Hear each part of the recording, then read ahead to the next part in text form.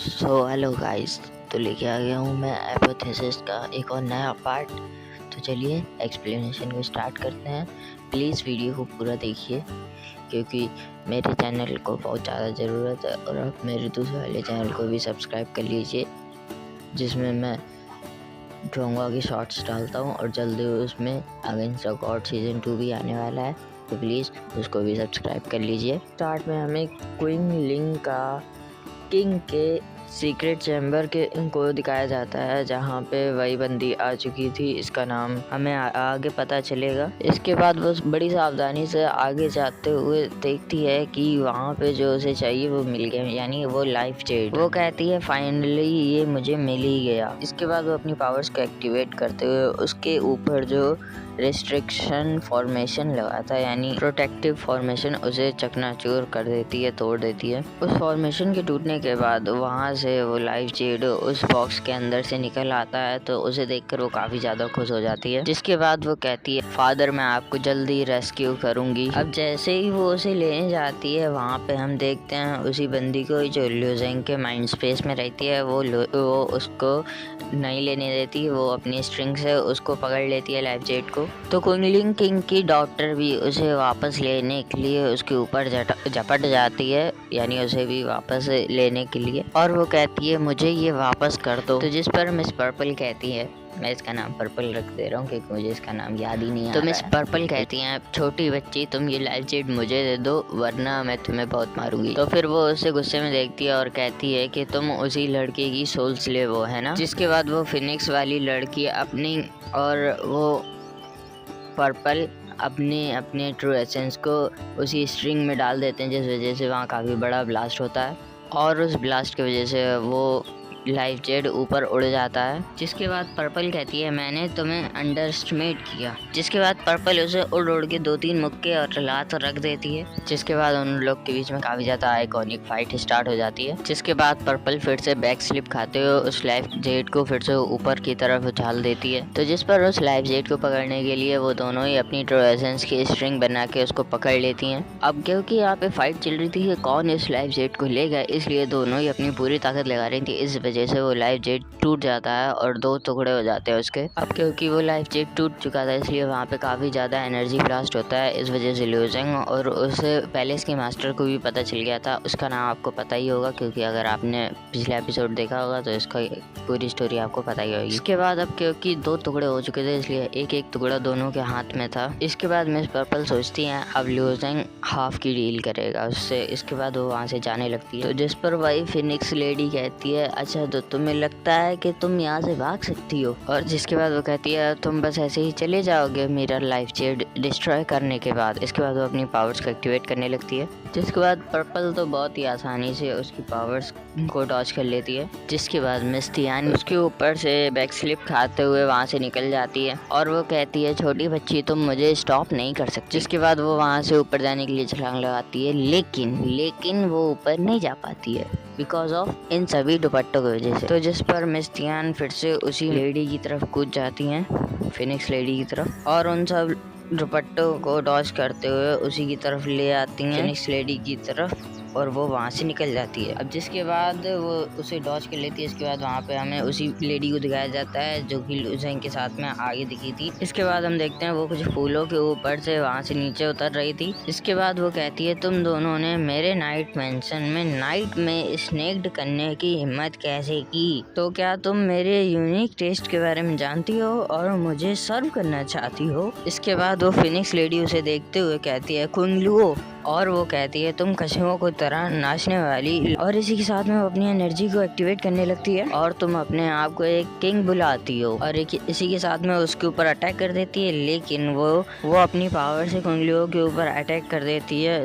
तो जिस पर कुंगलुओ अपने एक ही अटैक में उसकी फायरबॉल को डिस्ट्रॉय करते हुए उसके ऊपर अटैक कर देती है। तो जिस पर वो उसके अटैक को डॉज कर लेती है बड़ी मुश्किल से। तुम्हें देख के ऐसा लग रहा है जैसे तुम डिवाइन नेशन की पुरानी एक्वांटेस हो। मिस थियान उसे उसके साथ बिजी देखकर वहाँ से निकलने की कोशिश करती है, लेकिन उसकी नज़र उस पर पहुँच जाती है और वो उसके ऊपर अटैक कर देती है और वो कहती है तुम भी कहाँ भाग रही हो।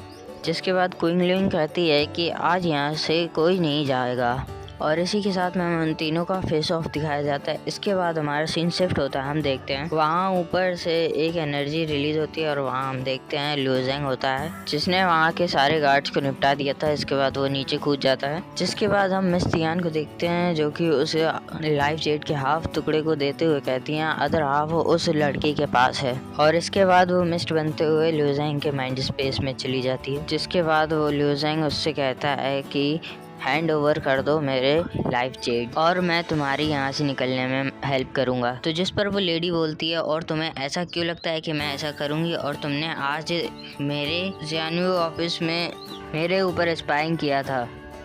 तो जिस पर लिu ज़ेंग कहता है तुम थे कहाँ पे, तो जिस पर वहाँ पे कुंग लिu पीछे से कहती है तुम दोनों, पर वो दोनों उसकी बात ही नहीं सुन रहे थे। वहीं लिu ज़ेंग कहता है कि मैंने तुम्हारी मदद की थी उन सोल्जर्स से बचने में, और इसके बाद वो अपनी एक्टिवेट कर लेता है पावर। तो जिस पर वो लड़की भी अपनी पावर्स एक्टिवेट करके एक दूसरे से क्लैश करने लगते हैं, पर तभी वहाँ पे कुंग लिu कहती है तुम दोनों की इतनी हिम्मत, और वो अपनी पावर्स को एक्टिवेट करके उन दोनों के ऊपर अटैक कर देती है। तो जिस पर दोनों ही उसकी पावर्स को डॉच कर लेते हैं। इसके बाद हम देखते हैं वो फिनिक्स लेडी अपनी फिनिक्स फॉर्म को एक्टिवेट कर लेती है, जो कि काफ़ी ज़्यादा अच्छा लग रहा था। इसके बाद वो अपनी पावर्स को एक्टिवेट करने के बाद उसके ऊपर अटैक करने के लिए तैयार हो जाती है। उस अटैक का नाम था क्रिम्सन फायर फेदर बो, और उस अटैक को करने के लिए वो अपने लेग का यूज़ कर रही थी। कुंग लिu कहती है तुम्हारे पास तो डिवाइन नेशन तियानफेंग का इंपीरियल ब्लड है, जिसके बाद वो डायरेक्ट उस अटैक से टकरा जाती है, लेकिन उसे कुछ नहीं होता। इसके बाद वो कहती है अब मुझे याद आया, तुम वही छोटी बच्ची हो जिसे के पेरेंट्स को मैंने मारा था, तुम उस हाउ नानटियान की बेटी हो, तुम तो अभी तक जिंदा हो। तो जिस पर हाउलिंगर अपनी एरो को एक्टिवेट करके उसके ऊपर अटैक करते हुए कहती है मैं नहीं मरूंगी जब तक तुम्हें ना मार दूं। तो जिस पर वो उसकी एरो को एक ही अटैक में तोड़ते हुए कहती है कि तुम अभी इतनी ज़्यादा ताकतवर नहीं हो।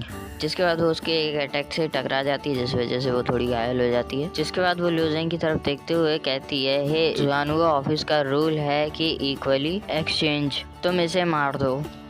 यहाँ हम देखते हैं वो उसके पास पहुँचने ही वाली थी कि तभी लिu ज़ेंग वहाँ पे बीच में आ जाता है और वो कहता है कि उसे मेरी हेल्प चाहिए। इसके बाद लिu ज़ेंग अपने पंच के साथ ही उसे बहुत दूर फेंक देता है पीछे।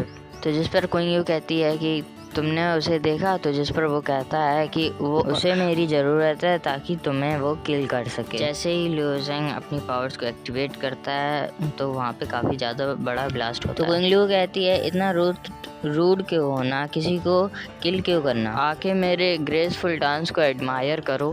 लिu ज़ेंग उसकी बातों को इग्नोर करते हुए उसके ऊपर अटैक कर देता है, लेकिन वो लिu ज़ेंग के सारे अटैक्स को डॉच कर लेती है। इसके बाद वो हाथों से इशारा करते हुए कहती है कि और अटैक करो, ये तो कुछ भी नहीं था। तो जिस पर वो फिनिक्स गर्ल भी अपने एरो से उसके ऊपर अटैक कर देती है, पर वो उन दोनों के अटैक्स को बहुत इजीली डॉच कर रही होती है। जिसके बाद लिu ज़ेंग अपने मुक्के से उसके ऊपर एक और अटैक करने की कोशिश करता है, लेकिन वो उस अटैक को भी डॉच कर लेती है। जिसके बाद वो कहती है लगता है मुझे ही तुम दोनों को सिखाना पड़ेगा। इसके बाद वो अपनी एक फॉर्मेशन को एक्टिवेट कर लेती है और उस फॉर्मेशन की वजह से उन दोनों लिu ज़ेंग और उस फिनिक्स लेडी दोनों के सिर में बहुत तेज दर्द होने लगता है।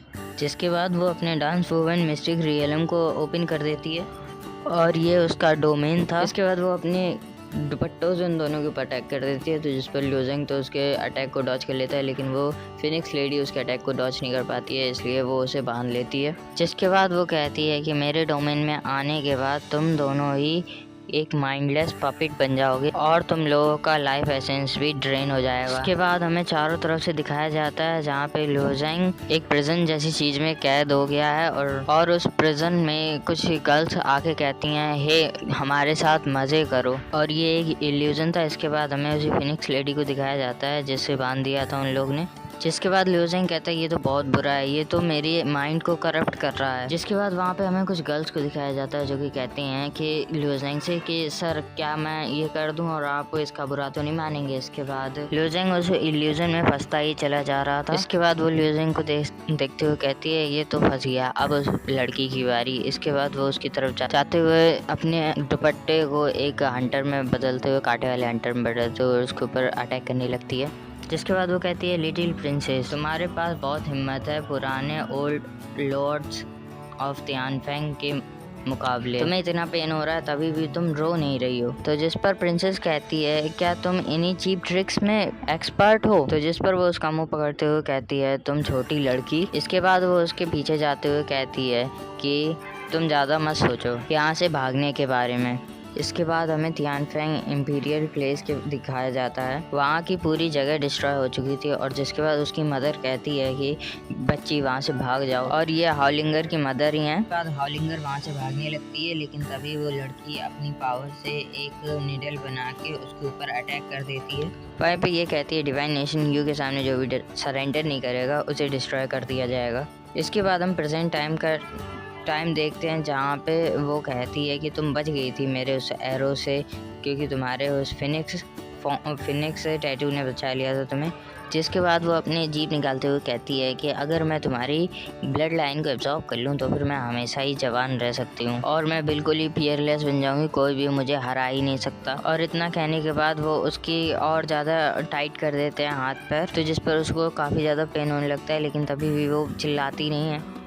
और तुम्हारे फादर के पास वापस आए तो उन्होंने single blood of Phoenix blood line भी नहीं दी थी मुझे। और इसी के साथ ये एपिसोड यहीं पे खत्म होता है। मिलेंगे नेक्स्ट एपिसोड में, शायद कल ही मैं अपलोड कर दूं। अब यहाँ पे लुओजेंग का क्या होगा और ये बंदी क्या सच में मर जाएगी, ये सब पता चलेगा नेक्स्ट एपिसोड में। और अगर आपको एनिमे देखना पसंद है हिंदी डब में, तो फिर आप इस चैनल को सब्सक्राइब कर लो, क्योंकि इसमें काफ़ी ज़्यादा कम सब्सक्राइबर हैं। प्लीज़ मेरे इस चैनल को भी सब्सक्राइब कर लो। Thanks for watching, bye bye.